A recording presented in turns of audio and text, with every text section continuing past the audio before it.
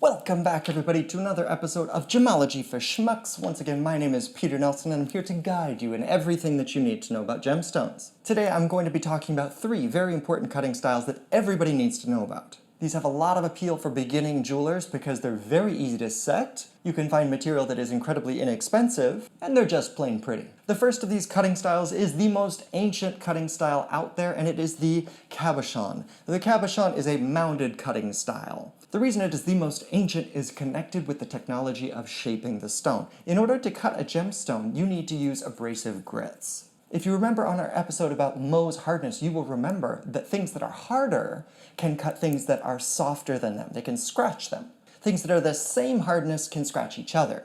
And so what they do in order to polish other stones and cut other stones, then you just use something that's harder than that. If it's ground down into like a sand, then you can grind away slowly from that surface. And because perfectly flat things don't exist very commonly in nature, and most of the things that we consider flat are still a bit soft and they will bend when you put pressure on them, then only sloping surfaces were able to be made at the beginning. And so that is why the Cabochon is a sloped shape, because as they tried to polish it, everything just ends up being a sloping shape. The Cabochon has a lot of appeal for beginning jewelers because it's so easy to set. Typically you'll use a bezel setting, which is like a cup-like shape that gets pressed in and brought in over the stone, and you can do that with any kind of shape. So it's very easy, and a lot of the material that is cut into Cabochons is very inexpensive because stones that have lower clarity or a lot of inclusions still look really nice as a Cabochon. So if you have lower quality crystal, of course it's going to be less expensive because there's more of it in the world. However, there are still Cabochons that are worth millions of dollars. Within my lifetime, there have been rubies that were sold as a Cabochon that were sold for millions of dollars. They were auction house record-breaking stones at the time. And that's not because of the cutting, that's because the quality of the crystal is just that good.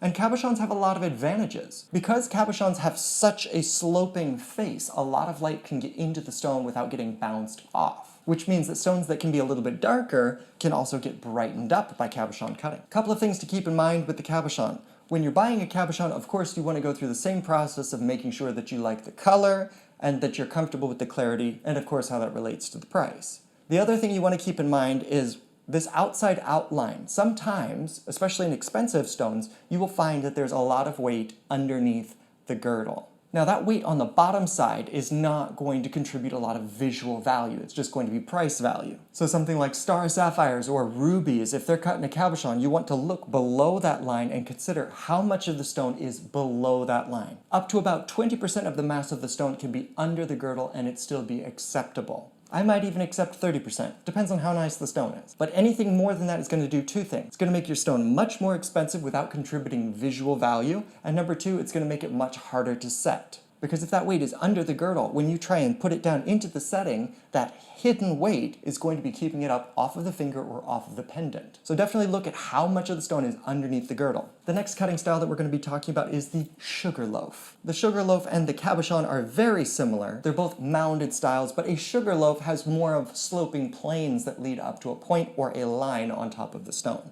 As with Cabochons, the sugar loaf can pull in a lot of light because it doesn't have flat planes. So stones that are a little bit darker can benefit from a sugar loaf cutting. Tanzanite and emerald both are very common stones to use sugar loaf cutting. So there are very high value stones that still use these types of cuttings. With these stones also, you're going to want to look under that girdle and see how much weight is underneath the girdle that you won't necessarily get to see. From what I'm told, the sugar loaf is called a sugar loaf because back in the day when refined sugar was sold, it was sold in somewhat of a tapered block, and you'd have to scrape off the amount of sugar that you wanted. And so it has a similar tapered sort of shape. History. The final cutting type that I'd like to talk about today is the rose cut. And the rose cut is also a mounded style, but this is one of the first times in history where they started to have flat facets. Now rose cuts and Cabochons and sugar loaves have a major difference in this. They have flat facets, and those facets are everywhere on top. Typically they are triangular shaped facets, but I suppose they could be in different shapes too.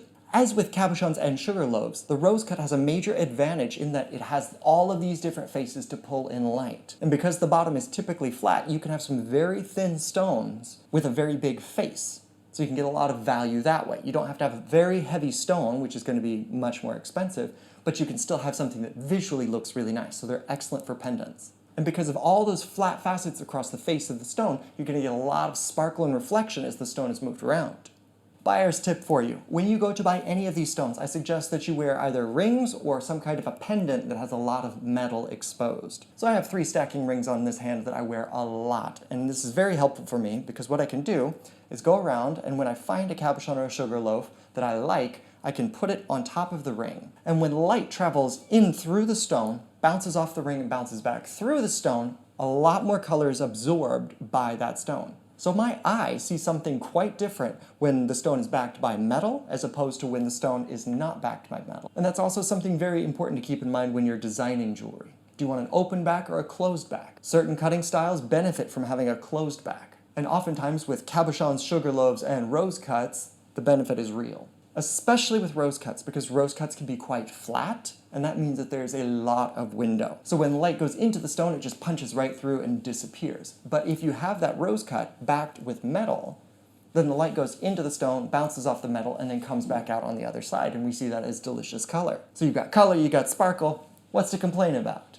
Quick review, today we've been talking about 3 cutting styles that are available to beginner jewelers and experienced jewelers alike: the cabochon, the sugar loaf, and the rose cut. All of these are mounded styles, the cabochon being fully mounded, the sugar loaf having somewhat sloping planes that lead up to a point or a line, and the rose cut with lots of flat facets over the face of the stone. When you're buying these, make sure you take some jewelry that has a large space on it so you can check the stone and see what it looks like when it's backed with metal. Thank you for watching. If you've got any questions, please leave them in the comments section below. Hit that like button, hit that subscribe button, and tell all of your friends about it. And until next time, I will say bye-bye.